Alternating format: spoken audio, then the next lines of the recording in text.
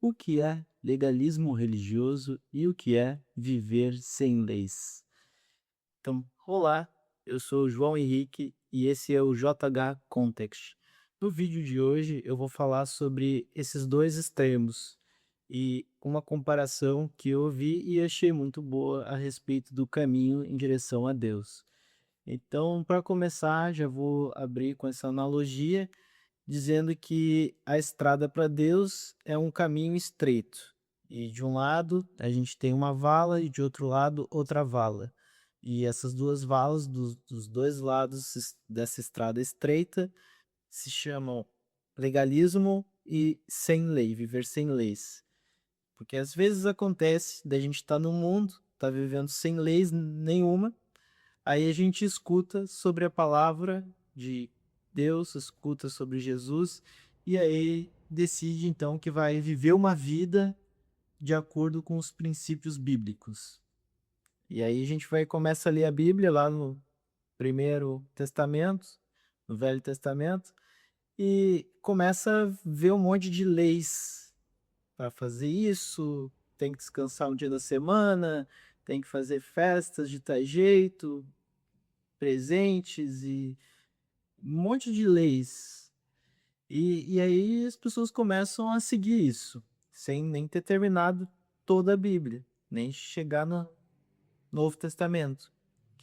E por que que isso é importante, né? Que então o que que acontece? Também, de certa forma, aconteceu um certo grau comigo também. De às vezes a gente está no mundo, vivendo a vida de acordo com o mundo, e aí, mas não está feliz, tá com o coração perturbado com aquelas coisas, não tem prazer, porque é vazio. As coisas do mundo são vazias. A gente busca, busca, mas a carne nunca é completamente satisfeita. Daí a gente escuta sobre Jesus, escuta sobre a palavra, então começa a seguir a Deus. E aí cai num outro extremo. Então a gente sai às vezes de uma vala, que é a vala do viver sem leis, e achar que tudo é legal, porque no mundo é assim. Pro mundo não tem leis, né?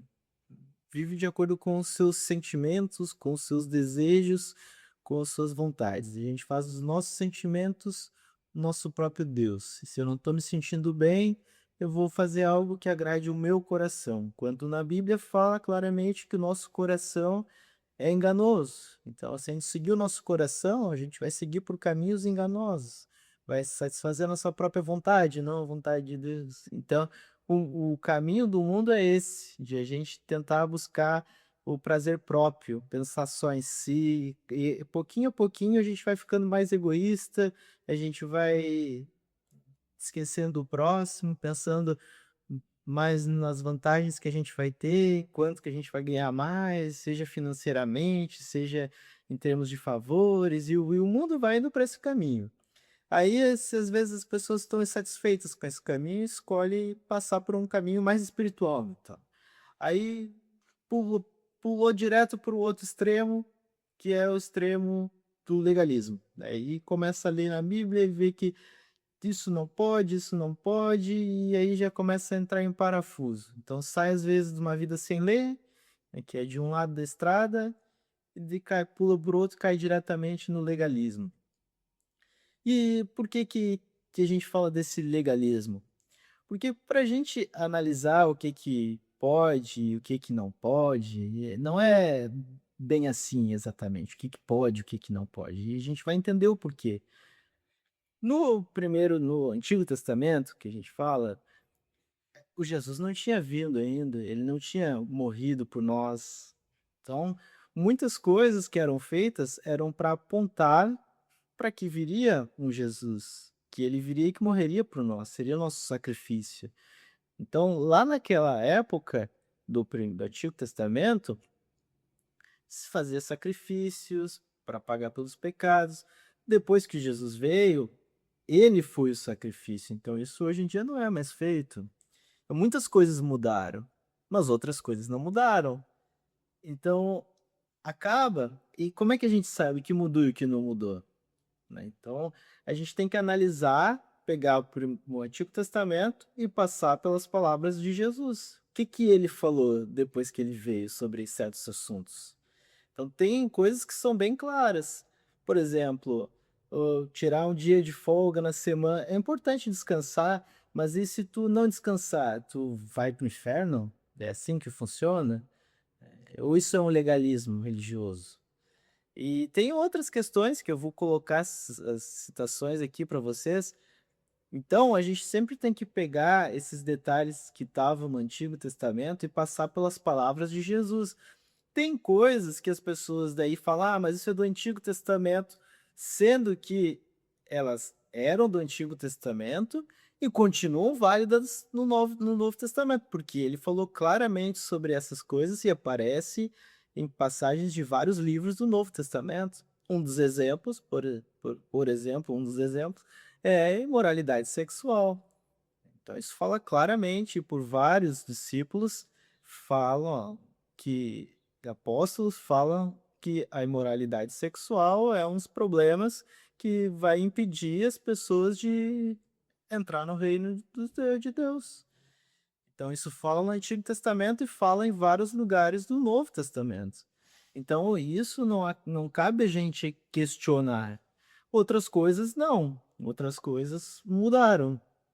Então, a questão do sacrifício, questões que eu falei, no sabá, dia de descanso obrigatório, né? Então, coisas que Jesus deixou claro que mudariam, e que com a vinda dele isso não seria mais necessário. E aí é interessante também a gente falar sobre a graça, porque a gente pensa assim, ah, mas agora Jesus veio, ele já morreu por nós, já pagou pelos nossos pecados, então eu posso viver como eu quero porque eu já estou salvo, não vou ir para o inferno. Não é bem assim, né? Então a gente vê, por exemplo, Paulo falando sobre a graça. E nos livros ele fala, então eu vou viver, se para a graça crescer cada vez mais, vou viver em pecado. Eu vou lá, peco, me arrependo depois, e aí tá tudo certo, e no outro dia faço a mesma coisa, todo dia faço a mesma coisa. Isso não é assim, essa pessoa ela não nasceu de novo ainda, porque se ela tivesse nascido de novo, e para te entrar no reino dos céus, tu precisa nascer de novo e nascer do Espírito. Então, se tu já nasceu de novo, tu vai ter no teu coração, tu vai ouvir Deus e tu vai ouvir o que que agrada o Senhor e o que que não agrada o Senhor. Então, essas questões das leis, elas vão estar escritas, dos mandamentos, vão estar, depois que a gente nasce de novo, elas vão estar escritas no nosso coração. E o que que isso quer dizer em termos bíblicos? Quer dizer que nosso espírito é um com o Espírito Santo. Então, se nós somos um com o Espírito Santo, ele vai nos falar quando a gente estiver fazendo algo errado.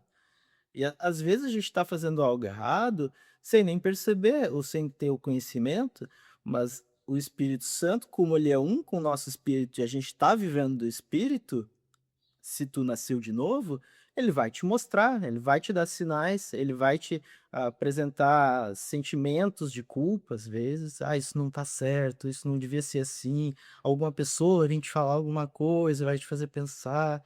Então, e se tu tá buscando a Deus e ouvindo a Deus, tu vai começar a entender. Então, o Espírito Santo ele vai fazer provisão para a gente caminhar de acordo com a vontade de Deus. Mas não significa que, se eu fui lá e fiz algo que, às vezes, sem nem ter o conhecimento completo da lei, então significa que, pá, agora eu vou ser punido, não vou mais, eu tenho que me arrepender daquilo. Não é, esse é o legalismo religioso. Mas, por outro lado, não significa que eu também posso fazer o que eu quiser. E sair, por exemplo, como eu citei aqui, moralidade sexual é um dos principais menções no Novo Testamento em vários locais. E aí, moralidade sexual entra um monte de coisa. Por exemplo, questão do adultério. O que que é o adultério? No Antigo Testamento, falava que adultério era quando tu traía tua esposa, por exemplo. Ou que tu matar alguém seria tu ir lá e fazer o ato. Aí, no Novo Testamento, isso mudou, mas mudou como? De certa forma, ficou mais estrito ainda. Então, certas coisas apertaram os cintos. Por exemplo, o adultério não é só tu ir lá e cometer o ato. Simples fato de tu pensar e tu não precisa nem estar casado. pode ser uma pessoa solteira, mas o simples fato de tu pensar, tu viu alguém que tu achou bonito, bonita, e tu pensar naquela pessoa de forma sexual, já é um adultério contra o Espírito Santo, de certa forma. Então isso ficou mais estrito ainda no Novo Testamento. Ele não, isso, essa graça não abona isso. Então, outra coisa que eu falei sobre o assassinato, né, sobre não matar. O simples fato de tu ter raiva de alguém, de tu odiar alguém, tu já cometeu no teu coração pecar esse pecado. Então isso ficou mais restrito ainda. E aí entra imoralidade sexual, tu continua ali fornicação, por exemplo, que é outra questão hoje muito co comum, assim, para o mundo tá banalizado essa questão. Fala em, casualmente tu saiu com alguém.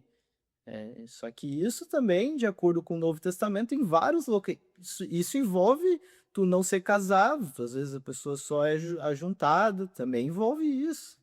Então são vários detalhes que no Novo Testamento ficou até mais restrito. Então, e se a gente está com o Espírito Santo no nosso coração, ele vai, e se a gente nasceu de novo, ele vai nos falar sobre isso e vai nos mostrar qual que é o melhor caminho para agradar o Senhor.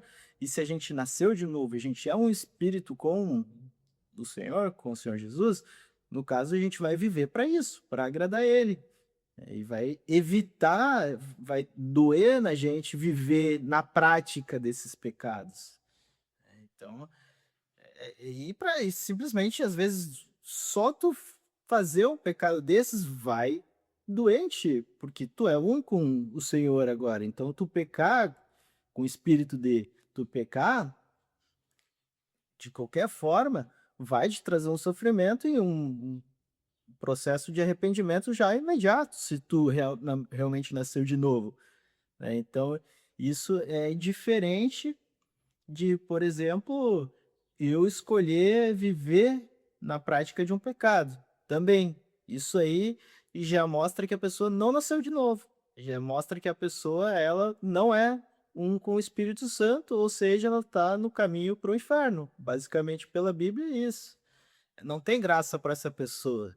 Já a pessoa que nasceu de novo, se no caso ela cair em tentação, tem provisões para essa pessoa, desde que ela se arrependa e volte para o caminho estreito que é para chegar no Senhor.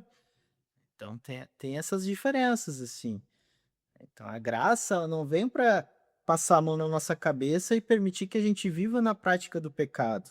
Não, isso é um inimigo de Deus, quem vive na prática do pecado, pela Bíblia, que é amigo do mundo e das práticas do mundo, acaba se tornando um inimigo de Deus. E Deus ama essa pessoa. Deus nunca vai negar o amor desse. Ah, mas Deus é amor. Sim, Deus é tudo de bom e ele é amor.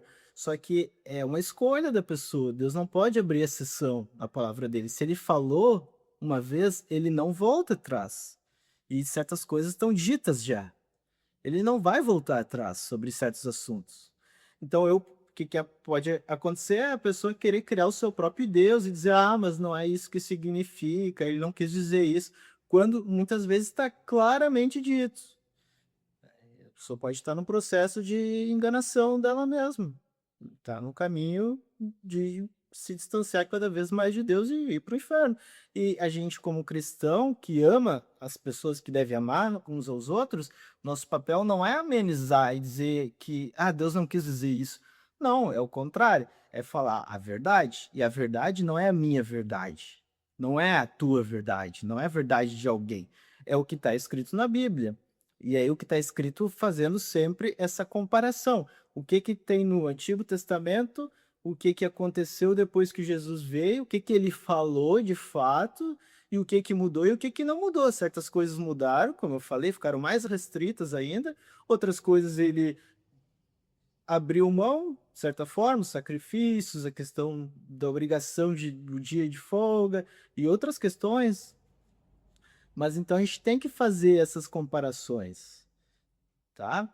E então era isso. No vídeo de hoje, a ideia foi fazer essa análise de como que é o caminho em direção a Deus e que o que que no mundo se opõe a isso. E obrigado, se você gostou, deixe seu comentário e até o próximo.